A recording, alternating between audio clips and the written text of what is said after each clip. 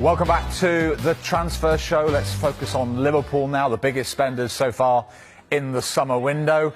Mark, I know there's a long, long way to go, many weeks in this transfer window, but so far, would you say Slot and Liverpool have won the window? It certainly feels like it. Premier League champions, they were 10 points clear, most wins, most goals, best defence. They're the team to catch, they're the team to beat, and at the minute, everyone's lagging behind in the transfer market as well. Let's take a look at the business that Liverpool have done so far, because it has been absolutely outstanding. And the first thing you'd think is, this is targeted, this is structured, this is planned, this is coming from the top, and very clearly they had identified players and positions that they needed to strengthen, and they've done exactly that. So let's take a look. Obviously, the potential English record of Florian Wirtz from Bayer Leverkusen, done and dusted. Milos Kerkez, a player that Richard Hughes knows incredibly well. He signed him from Bournemouth as well. They went and activated that pursuit by getting that deal done for 40 million, inclusive of add-ons as well, which looks like extremely good business. You can see Jeremy Frimpong as well. That was a release clause of 35 million euros.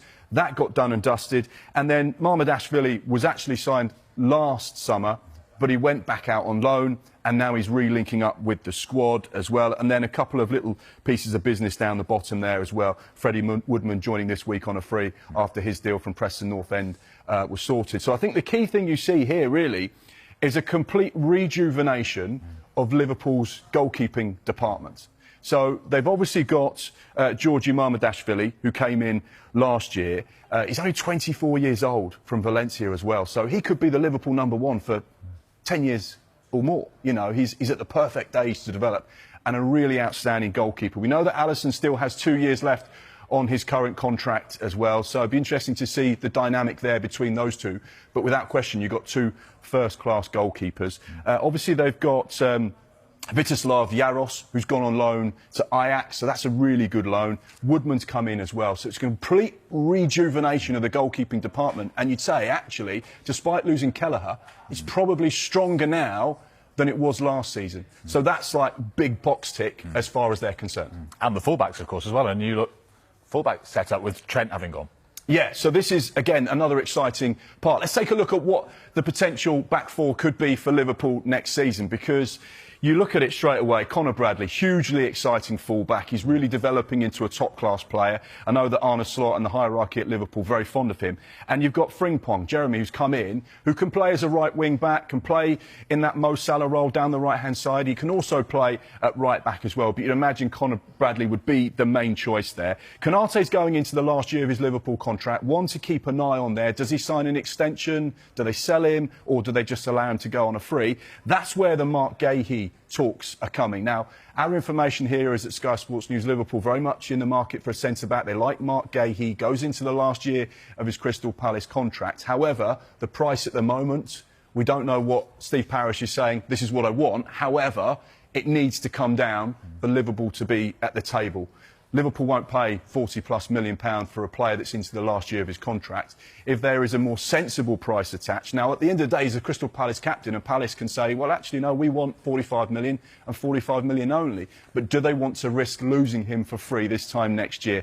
Virgil van Dijk just signed a new 2-year contract, no question about his position there. But this is where it gets a little bit interesting as well. Down on that left-hand side, Milos Kerkez, Hungary international. You've got a Champions League winner, Premier League winner, Andy Robertson, who's got interest from La Liga and Atletico Madrid, and you've got Tsimikas there. So you'd imagine Liverpool maybe will see one of those two players leave Anfield over the course of this summer. But yeah, like you rightly say, it could be a new look back four. Options there then. What about further forward? How blessed are they with options in attack as well? Now, this is where it gets quite exciting, actually, and I think this is where Liverpool are going to be a team to watch, because we know that Arne Slot can be quite creative. Now, let's take a look at the forward attacking options for Liverpool for this season coming. And this is a really interesting team. Now, this goes back to February this year when they played at the Etihad against Manchester City. They played a 4-2-4. And you're saying to me, hang on, 4-2-4? They didn't play with a recognised number 9. Now, in 22 of their 38 Premier League games this season, Liverpool went with a recognised number 9. But it's only just over half. So on so many occasions, Arne Slot is comfortable with playing a false 9. Now, I think with the signing of Florian Wirtz, you're going to see this formation a little bit more. you're going to see a 4-2-4 because Florian Wirtz can go and play that Curtis Jones role. We know that Luis Diaz can play as a false nine. We know that Mo Salah's a lock-in on the right-hand side, and Dominic Szoboszlai can also play that role. But you saw the likes of Diego Jota play there, who would transition from the left side to the right side, or play as a false nine. Florian Wirtz is versatile as well. He can play anywhere across that line.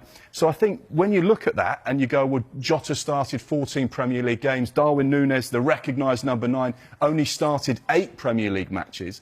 I think you get a little indication that whilst they're in the market for a number 9, Arne Slot would say, we don't get one. I'm actually quite comfortable because I like playing this formation.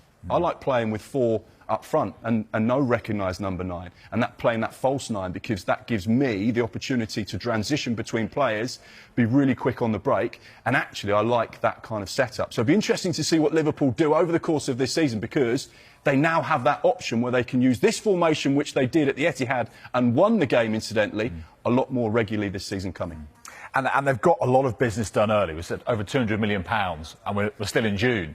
How, though, do you see the next few weeks playing out for Arne Slot in the transfer market? How much activity do you expect to see? Well, like I said at the start of this segment, Liverpool have been so efficient. They've clearly had their targets and they've gone out and got them. So therefore, they can sit back, relax and go, well, the players are coming back for pre-season in the next week or so.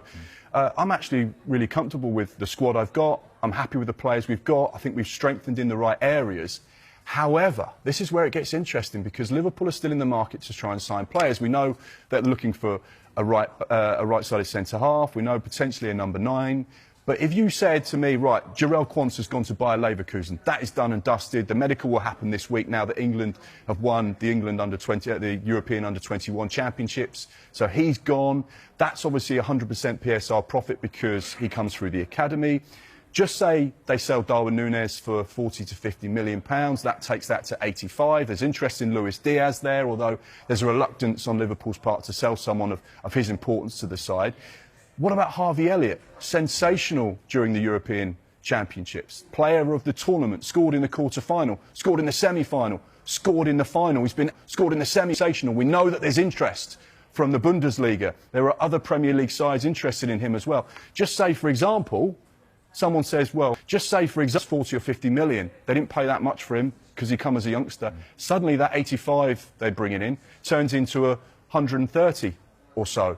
They've made money 130 and 150 million. So suddenly Liverpool could generate 150 to 200 million in sales, which just covers off the money they've already spent. So guess what that means? They can go and spend again. They can go again and buy more players and strengthen yet again. So strengthening from a position of strength, it feels like Liverpool could yet be so much more formidable in this transfer market, and I think they're absolutely a team to watch. But right now, one thing we do know is they're so relaxed with the business they've done because they've got it done early. Liverpool, one to watch.